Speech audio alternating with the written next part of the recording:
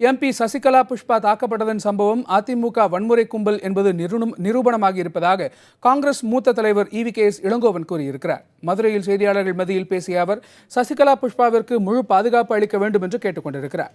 மேலும் தலைமையிலிருந்து தொண்டர்கள் வரையில் வன்முறையாளர்கள் என்பதற்கு இந்த சம்பவமே சான்று என்றும் கூறியிருக்கிறார். அத்துடன் அதிமுகவில் வன்முறை கலாச்சாரம் அதிகரித்து வருவதாகவும் விமர்சித்திருக்கிறார். முதலமைச்சர் ஜெயலலிதா பதவியேற்றது முதல் தமிழகத்தில் சட்டம் ஒழுங்கு பாதிக்கப்பட்டிருப்பதாகவும் EVKS இளங்கோவன் தெரிவித்துள்ளார்.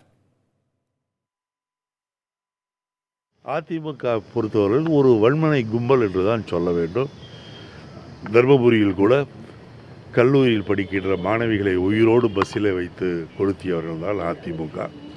ஆகவே வன்முறையும் என்பதும் அதிமுக என்பதும் இரண்டும் ஒன்றுக்கொன்று ஒன்றுபட்டவை, இரண்டும் இரண்டர கலந்தவை. ஆகவே அதிமுக என்று சொன்னால் குறிப்பாக தலைமை பதவியில் இருக்கின்ற அம்மையாரிலிருந்து எல்லோரும் வன்முறையாளர்கள் தான் என்பதற்கு இந்த சசிகலாவுடைய சம்பவம் ஒரு உதாரணமாகும்.